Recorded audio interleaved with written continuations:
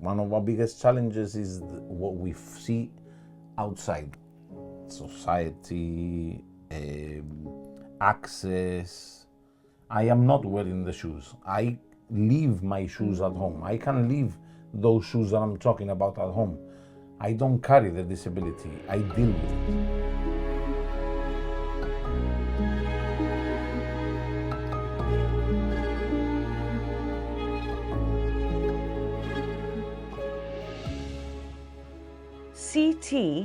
CTNNB1 is a gene mutation. The mutation of a single gene is enough to cause this disease. In most cases, it is not inherited, but happens spontaneously. It affects nearly every aspect of a child's life, including the ability to walk, speak, think, and engage socially. It is very rare and affects 1 in 50,000 children worldwide, and there is currently no treatment. Today, there are around 400 to 500 individuals worldwide that have been diagnosed. Travis is one of them, and this is his story. Having a child with a disability is incredibly challenging.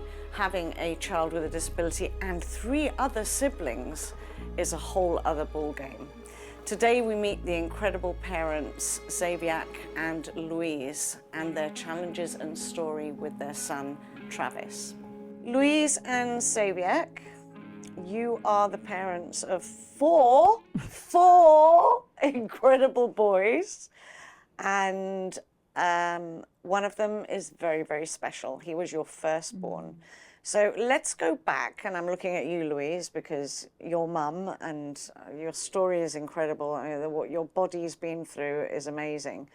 And let's go back to a young couple in love, getting married, all the dreams and adventures on your doorstep, and you fall pregnant. Yeah.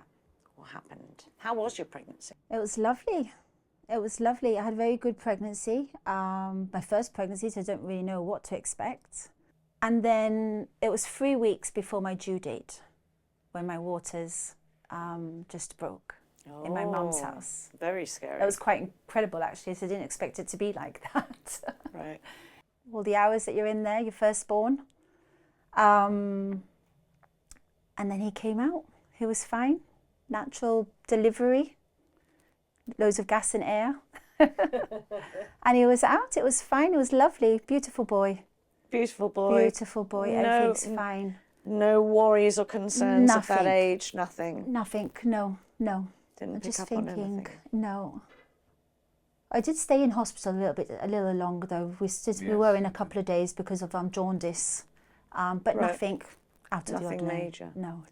So one of the first things that changed was, and I completely empathise, as would any first-time mum, the pressures that you feel, the intimidation that you feel going to those weigh-in clinics. Yes. Where you look around you and how am I doing as a first-time mum? Am I feeding him enough? Is he putting on weight? Is he thriving? Why is my son different? You can't help but go through all that thought process. Yeah, because I used to wrap him in blankets. He was my baby. He was always just eating and sleeping. So I always used to have him wrapped up like this. And I remember that one time walking in, he must have been about 5 or 6 months old, and I walked into the ward, into the weighing clinic, and standing there and just looking around and thinking, all these babies are sat up. Right. So I just unwrapped him, went to my weighing scale, and I'm like, right, so you're supposed to be sat up now. And he couldn't sit up, he couldn't hold his head, couldn't hold his arms. I didn't think nothing of it. He was just my baby wrapped up in a blanket. I didn't think nothing of it. Because then I guess you don't know what to expect. Because no. You don't know what to expect. No. And you know that children reach their milestones mainly at different times.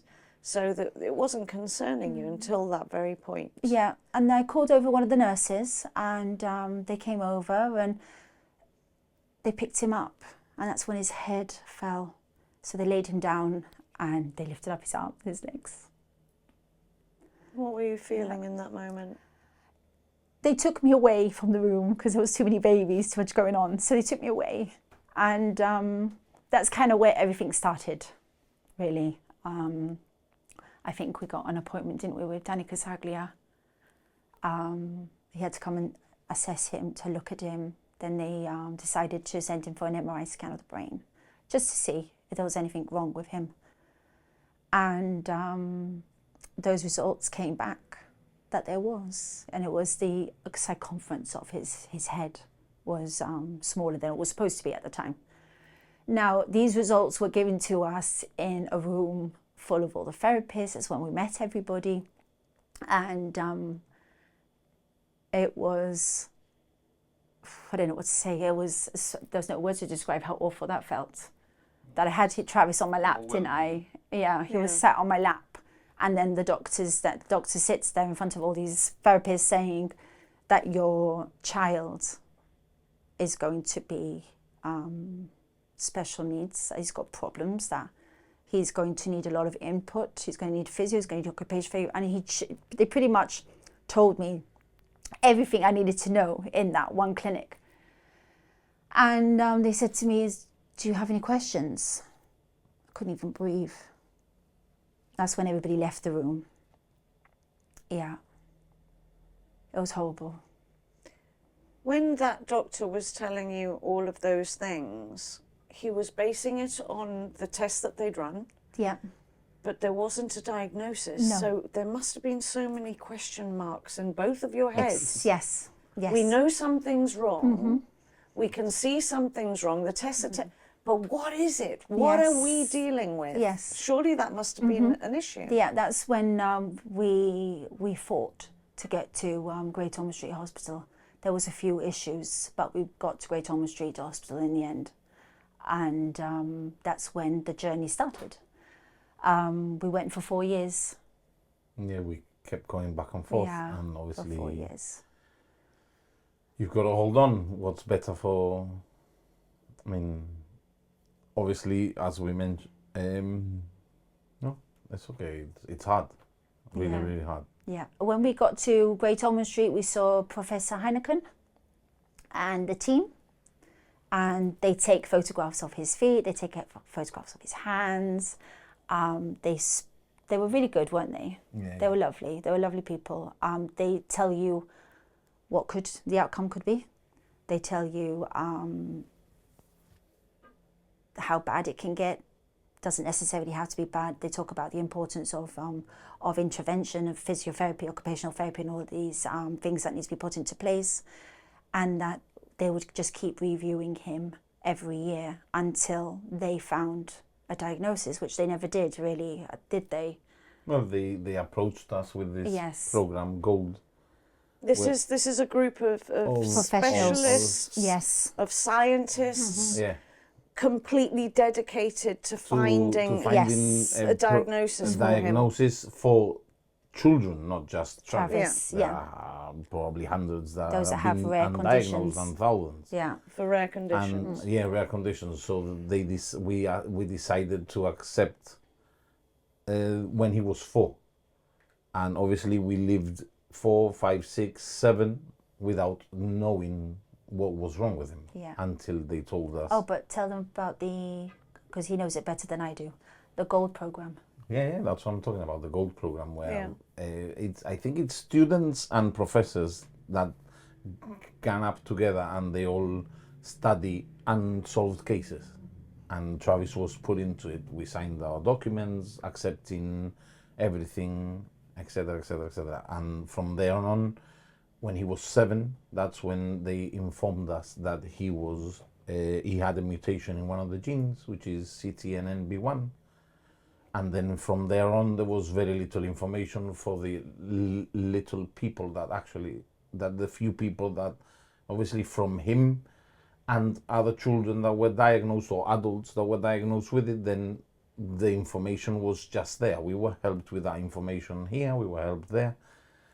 But obviously, it was very little. It was very little information then. Yeah, because it only came out in 2010, obviously, they did didn't tests on us to see if we were carriers of the mutation.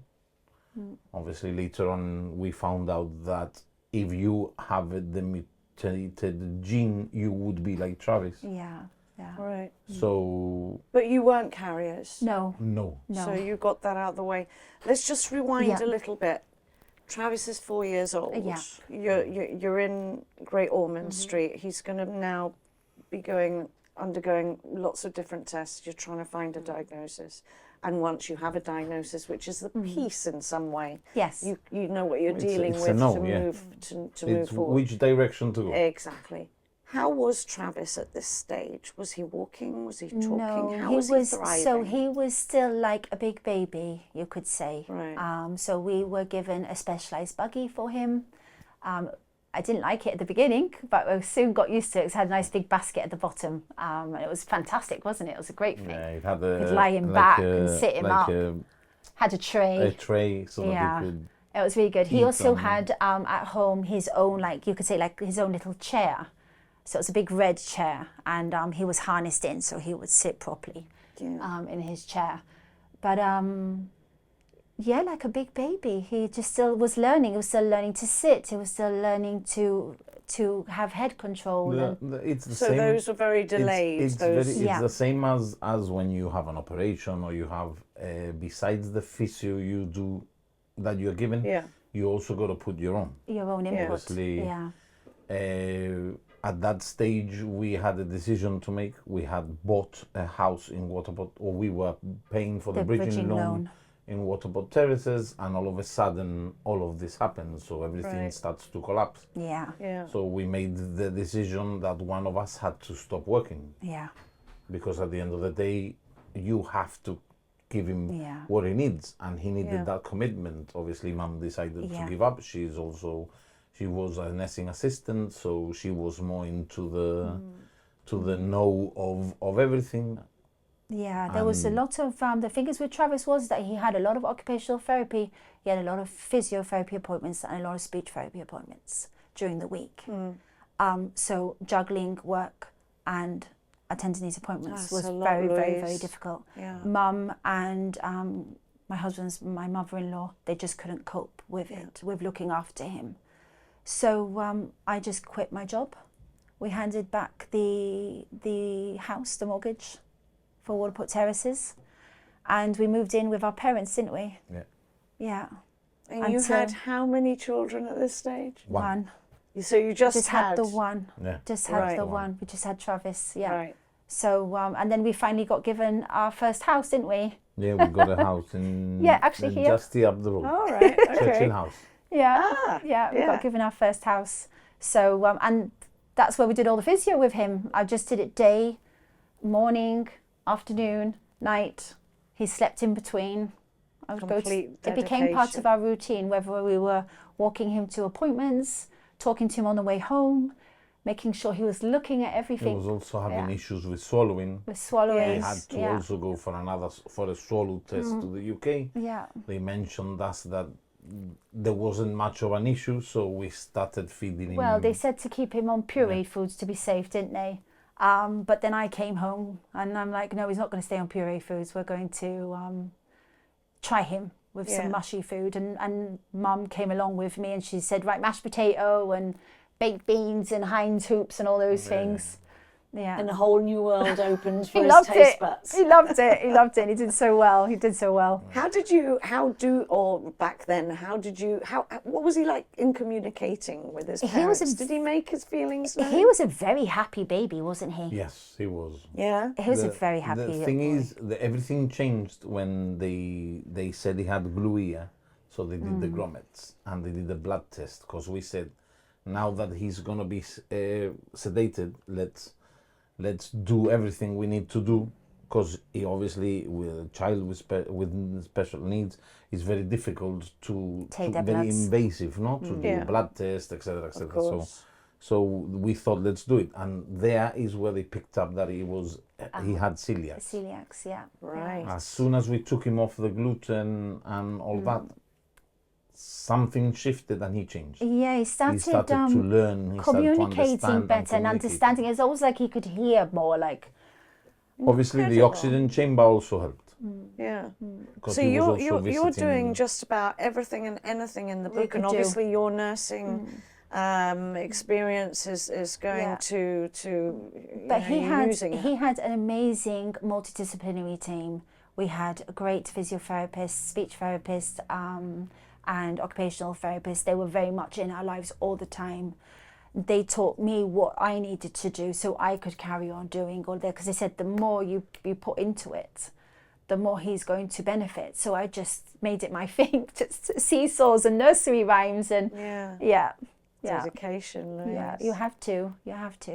Now, obviously, when you hear these letters and numbers and mutations of genes, and is it hereditary, is it passed down, or there's a certain responsibility and fear, but you also have to battle with the desire of wanting to expand your family. And this came, didn't it? Yes, it did. I remember looking at Travis and thinking, well, if something happened to us, who's going to take care of Travis?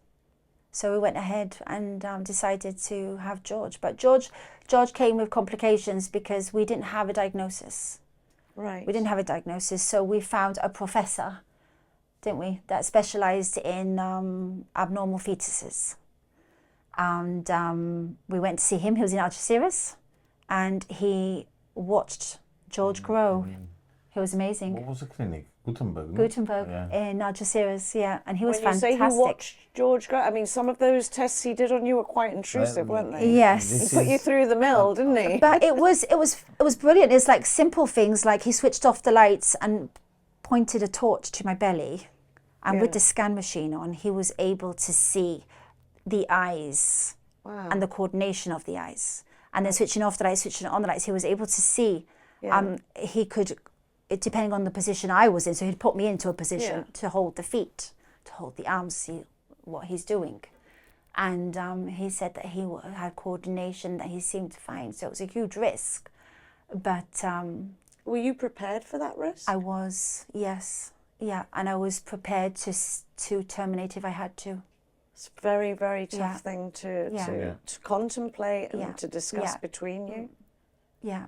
Were you supportive of your wife in that choice? Always. Yeah. It's very hard. That must be really I tough. don't even think we did much talking then. It was more like it was just something that had to be done, wasn't it? Yeah. Yes or no? Simple. You know? But the results were good. Yes.